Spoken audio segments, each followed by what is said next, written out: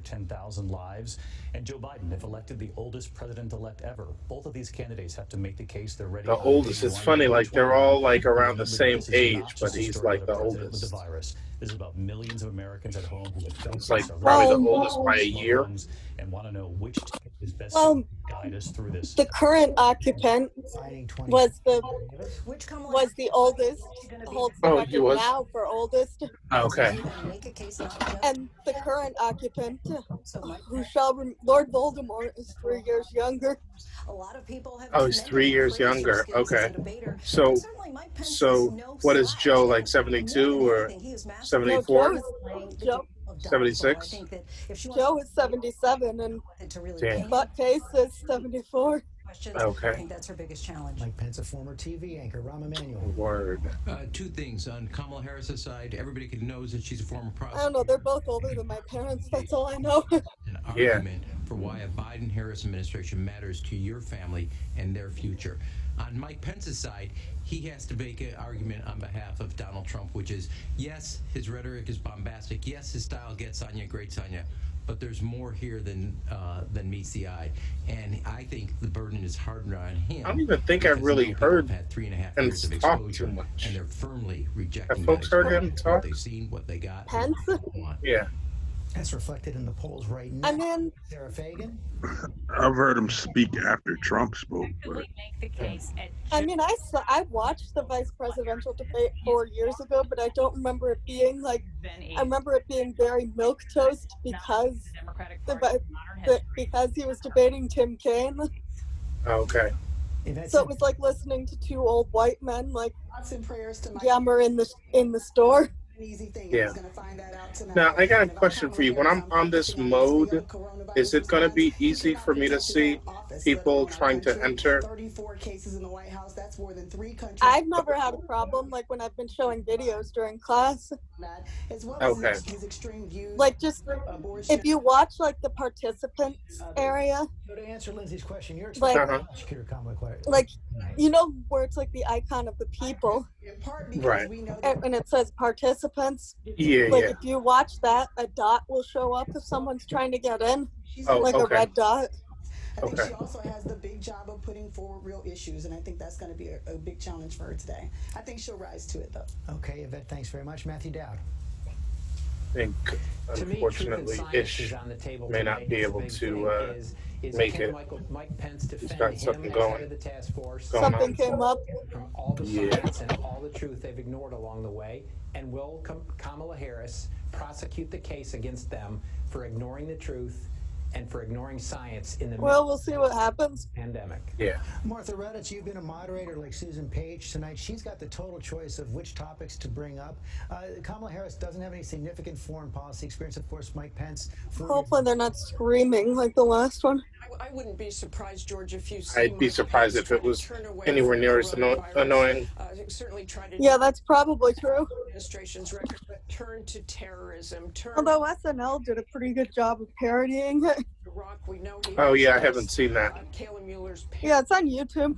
Tonight, she is the young humanitarian aid worker who was killed by ISIS. Wouldn't be surprised if Pence presses that. And thank you, Martha. Byron Pitts, the Trump campaign was trying to make law and order the big issue coming out of the summer. It's now been eclipsed again by the coronavirus. How does Mike Pence, does he bring it back?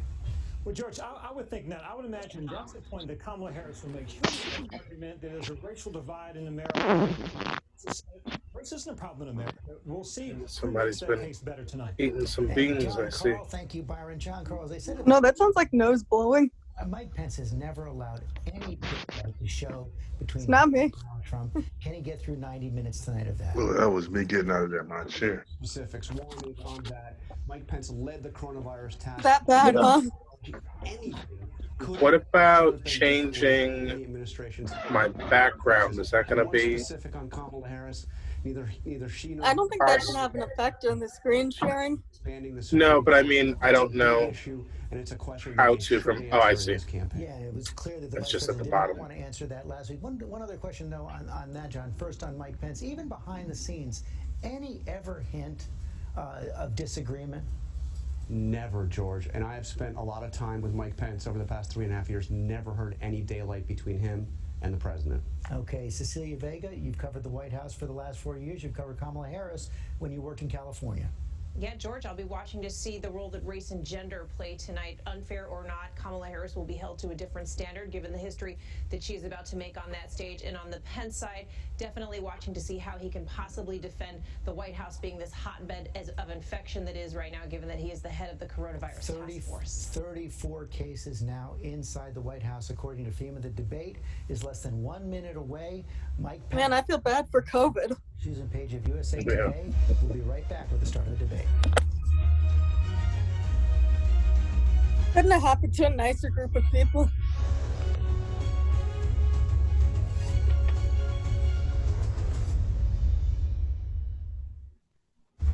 This is an ABC News special. In a week of unprecedented disruption, the wait is over.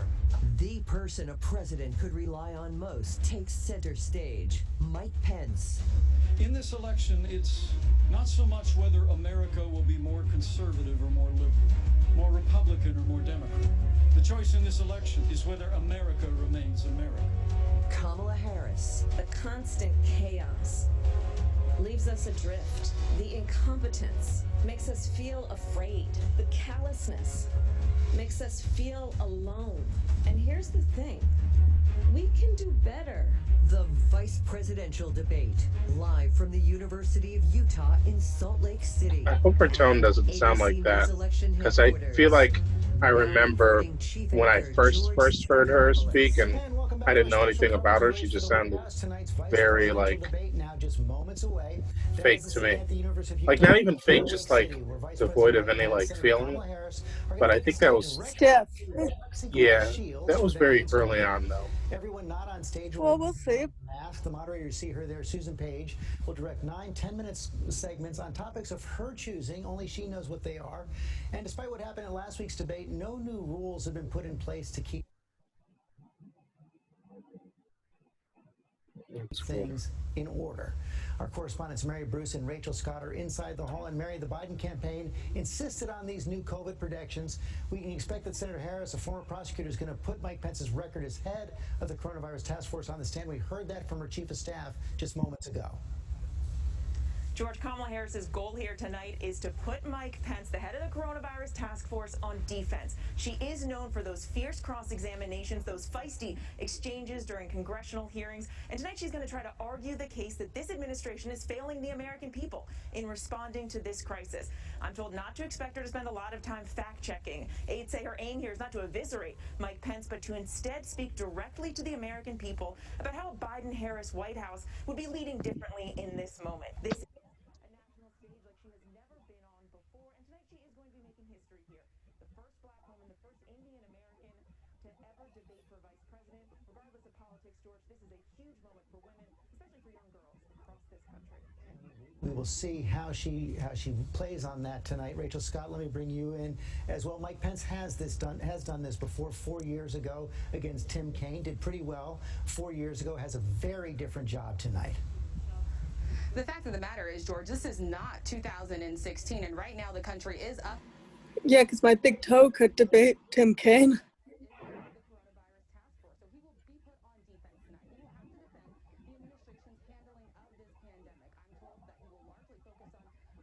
Talk about jobs, talk about the economy bouncing back, but the reality here is that 26 million Americans are out of a job, and he will be facing some tough questions on that front, George. Right, and the president has gone back and forth on the stimulus, the economic relief package over the last 24 hours. That is the stage right there. Moderator Susan Page will be speaking in just a few moments, outlining her goals for the debate, talking about the rules that she will be laying out as well. Everyone else in that hall wearing a mask tonight, unlike what we saw in Cleveland last week. Here's Susan Page. Good evening. From the University of Utah in Salt Lake City, welcome to the first and only vice presidential debate of 2020, sponsored by the Nonpartisan Commission on Presidential Debates. I'm Susan Page of USA Today. It is my honor to moderate this debate, an important part of our democracy. In Kingsbury Hall tonight, we have a small and socially distant audience, and we've taken extra precautions during this pandemic. Among other things, everyone in the audience is required to wear a face mask, and the candidates will be seated 12 feet apart. The audience is enthusiastic about Your settings menu is still in front of the screen. only twice. Yeah, At I the know. end of the debate. Wait, you mean that? And now, when I introduce the Yeah, it's gone now. welcome California Senator Yeah, I've Kamala just been Harris trying to and Vice decide President Mike Pence. what the best lighting / background is. Probably just move to better light also.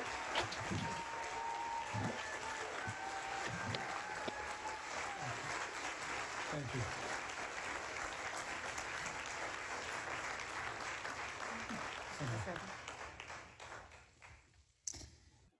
Senator Harris and Vice President Pence, thank you for being here. We're meeting as President Trump and the First Lady continue to undergo treatment in Washington after testing positive for COVID-19. We send our thoughts and prayers to them for their rapid and complete recovery and for the recovery of everyone afflicted by the coronavirus.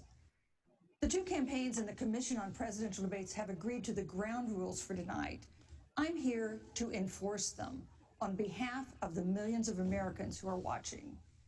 One note, no one in either campaign or at the Commission or anywhere else has been told in advance what topics I'll raise or what questions I'll ask. This 90-minute debate will be divided into 9 segments of about 10 minutes each.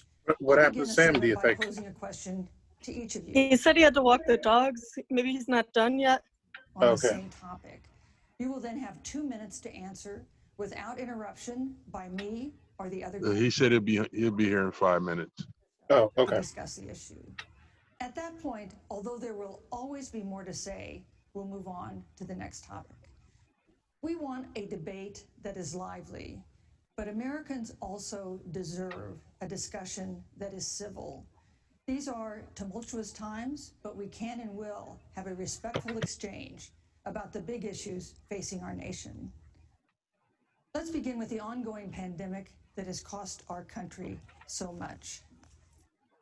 Senator Harris, the coronavirus is not under control. Over the past week, Johns Hopkins reports that 39 states have had more COVID cases over the past 7 days than in the week before. 9 states have set new records. Even if a vaccine is released soon, the next administration will face hard choices. What would a Biden administration do in January and February that a Trump administration wouldn't do? Would you impose new lockdowns for businesses and schools and hotspots? A federal mandate to wear masks? You have 2 minutes to respond without interruption. An FBI agent was an alien. Well, the That's what his American face people looks have like. witnessed what is the greatest failure of any presidential administration in the history of our country. And here are the facts. 210,000 dead people in our country in just the last several months. Over 7 million people who have contracted this disease. 1 in 5 businesses closed.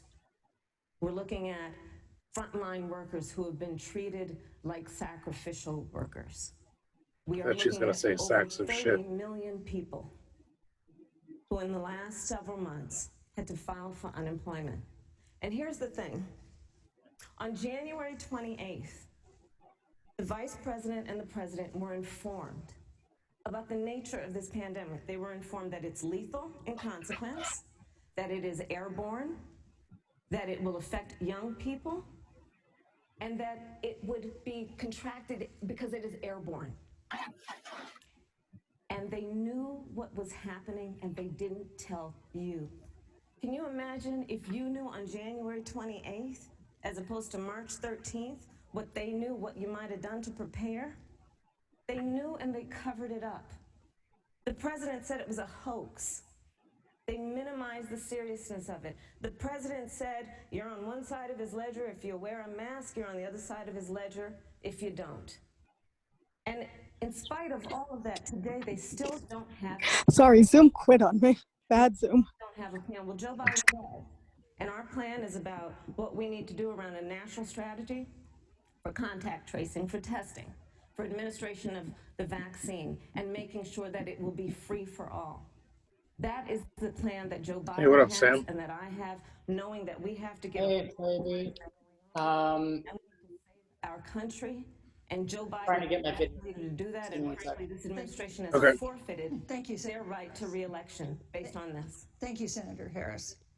Vice President Pence, more than 210,000 Americans have died of COVID-19 since February.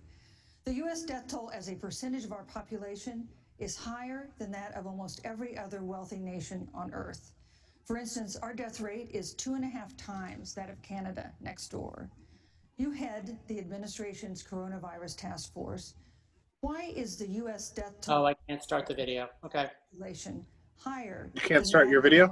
No, it's crossed out. You have 2 minutes to respond without interruption. Oh, Thank you. And I want to that's thank weird. the Let me see if I can University of Utah fix for that. hosting this event. And Whoops. Senator Harris, it's a privilege to be on the stage with you. And our nation has gone through a very challenging time this year. But I want the American people to know that from the very first day, President Donald Trump has put the health of America first. Before there were more than 5 cases in the United States, all people who had returned from China, President Donald Trump did what no Do you know what's up with that, Emily? He suspended all travel from China. If it's crossed out, doesn't that just mean you have to turn it on? Senator? Yeah. No, I don't even have the option to turn it. I don't have the option to, if it's, yeah, but it said if there's a start video over the, like if it's crossed out over the camera, that just means that I don't have the option to turn it on. No, because mine is crossed out over the camera and I have the option to turn it on. Oh, I keep pressing it and nothing's happening. And when I go to the ... in the upper right corner of my name, there's no option to start it. So it may be something to do with, I'll exit and re-enter. Maybe you need to leave and come back. Yeah, but it may be the same problem. I suspect it might be. Just because of how the Zooming host is set up, but I'm not sure. I'll come back. I'll leave and come back. Doses of vaccine before the end of this year. The reality is, when you look at the Biden plan, it reads an awful lot like what President Trump and I and our task force have been doing every step of the way. I mean, quite frankly, when I look at their plan that talks about advancing testing, creating new PPE, developing a vaccine, it looks a little bit like plagiarism, which is something Joe Biden knows a little bit about. And I think the American people know that this is a president who has put the health of America first, and the American people, I believe with my heart, can be proud of the sacrifices they have made. It's saved countless American lives. Senator Harris, would you like to respond? Absolutely.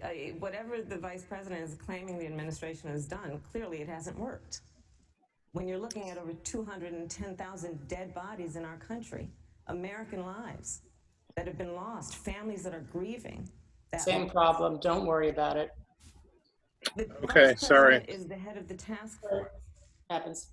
And knew on January 28th how serious this was. And then thanks to Bob Woodward, we learned that they knew about it. And then when that was exposed, the vice president said, when asked, well, why didn't y'all tell anybody? He said, because the president wanted people to remain calm. Well, let's get. No, but Susan, this is important. And I want to add, Mr. Vice President, I'm speaking. I'm speaking. You can have 15 more seconds, and then we'll give the vice president a chance to. So I want to ask the American people, how calm were you when you were panicked about where you're going to get your next roll of toilet paper? How calm were you when your kids were sent home from school and you didn't know when they could go back? How calm were you when your children couldn't see your parents because you were afraid they could kill them? Let's give Vice President Pence a chance to respond. Vice President Pence, you have 1 minute to respond. You know, there's not a day gone by that I haven't thought of every American family that's lost a loved one. And I want all of you to know that you'll always be in our hearts and in our prayers. But when you say what the American people have done over these last 8 months hasn't worked, that's a great disservice to the sacrifices the American people have made. The reality, if I may finish, Senator, the reality is, Dr. Fauci said, everything that he told the president in the Oval Office, the president told the American people. Now, President Trump, I will tell you, has boundless confidence in the American people, and he always spoke with confidence that we'd get through this together. But when you say it, yes, When Dr. Fauci and Dr. Birx and our medical experts came to us in the second week of March, they said if the president didn't take the unprecedented step of shutting down roughly half of the American economy, that we could lose 2.2 million Americans. And that's the reality. Thank you. They also said to us if we did everything right, Susan, we could still lose more than 200,000 Americans. Vice President Now, one Pence, life lost is too many, Susan, but the American people, I believe, deserve credit for the sacrifices that they have made, putting the health of their family and their neighbors first, our doctors, our nurses, our first Thank you, responders. Vice President Pence. And I'm going to speak up on behalf of what the American people have done. Vice President Pence, you were in the front row in a Rose Garden event 11 days ago at what seems to have been a super spreader event for senior administration and congressional officials. No social distancing, few masks, and now a cluster of coronavirus cases among those who were there. How can you expect Americans to follow the administration's safety guidelines to protect themselves from COVID when you at the White House have not been doing so? Well, the American people have demonstrated over the last 8 months that when given the facts, they're willing to put the health of their families and their neighbors and people they don't even know first. And President Trump and I have great confidence in the American people and their ability to take that information and put it into practice. In the height of the epidemic, when we were losing He's not going to answer any a heartbreaking questions. number of 2,500 Americans a day, we surged resources to New Jersey and New York and New Orleans and Detroit. We told the American people. Of course not. American people made the sacrifices. When the outbreak in the Sun Belt happened this summer, again, Americans stepped forward. But the He reality sounds more like a lawyer for Trump. Yeah, the voices are saying stick to the talking points. No matter what they ask you, just stick to the talking points. Judge Amy Coney Yes, Barrett. thank you. Thank you, Vice President At Pence. that, if I may say, that Rose Garden event, there's been a great deal of speculation about it. My wife Karen and I were there and honored to be there. Many of the people who were at that event, Susan, actually were tested for coronavirus. And it was an outdoor event, which all of our scientists regularly and routinely advise. The difference here is President Trump and I trust the American people to make choices in the best interest of their health. Joe Biden and Kamala Harris consistently talk about mandates, and not just mandates with the coronavirus, but a government takeover of health care, the Green New Deal, all government control. We're about freedom and respecting the freedom of the American people. Let's talk about respecting the American people. You respect the American people when you tell them the truth. You respect the American people when you have the courage to be a leader speaking of those things that you may not want people to hear, but they need to hear so they can protect themselves. But this administration stood on information that if you had as a parent, if you had as a worker, knowing you didn't have enough money saved up, and now you're standing in a food line because of the ineptitude of an administration that was unwilling to speak the truth to the American people. So let's talk about caring about the American people. The American people have had to sacrifice far too much because of the incompetence of this administration. It is asking too much of the people. Susan, we talk about It is asking too much of the people. That they would not be equipped with the information they need to help themselves to protect their parents and their children. Kamala Harris, Senator Harris, I'm sorry. That's fine, I'm Kamala. No, you're Senator Harris to me.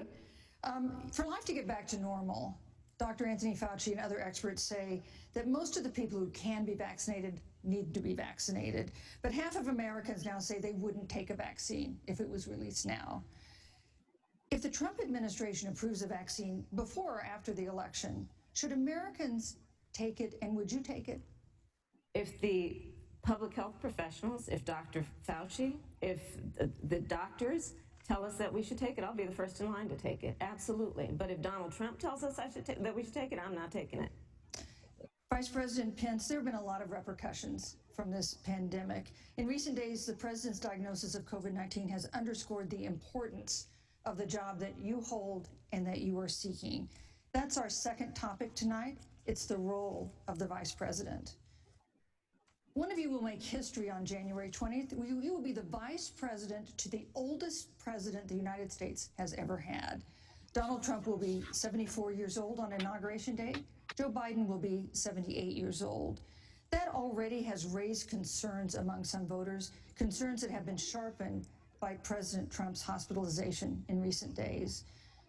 Vice President Pence, have you had a conversation or reached an agreement with President Trump about safeguards or procedures when it comes to the issue of presidential disability? And if not, do you think you should? You have 2 minutes without interruption. Well, Susan, thank you, although I would like to go back. I think we need to move on well, to the thank issue you, of but I would like to go back presidency. because the reality is that we're going to have a vaccine, Senator, in record time, in unheard of time, in less than a year. We have 5 companies in phase 3 clinical trials, and we're right now producing tens of millions of doses. So the fact that you continue to undermine public confidence in a vaccine, if the vaccine emerges during the Trump administration, I think is unconscionable. And Senator, I just ask you, stop playing politics with people's lives. The reality is that we will have a vaccine, we believe, before the end of this year. And it will have the capacity to save countless American lives. And your continuous undermining of confidence in a vaccine is it's just unacceptable. And let me also say, you know, the reality is when you talk about failure in this administration, we actually do know what failure looks like in a pandemic. It was 2009. The swine flu arrived in the United States. Thankfully, it ended up not being as lethal as the coronavirus. But before the end of the year, when Joe Biden was vice president of the United States, not 7.5 million people contracted the swine flu. 60 million Americans contracted the swine flu. If the swine flu had been as lethal as the coronavirus, in 2009, when Joe Biden was vice president, we would have lost 2 million American lives. His own chief of staff, Ron Klain, would say last year that it was pure luck that they did, quote, everything possible wrong. And we learned from that. They left the strategic national stockpile empty. They left an empty and hollow plan, but we still learned from it. And I think the American people, I'm going to say again, can be proud of what we have done.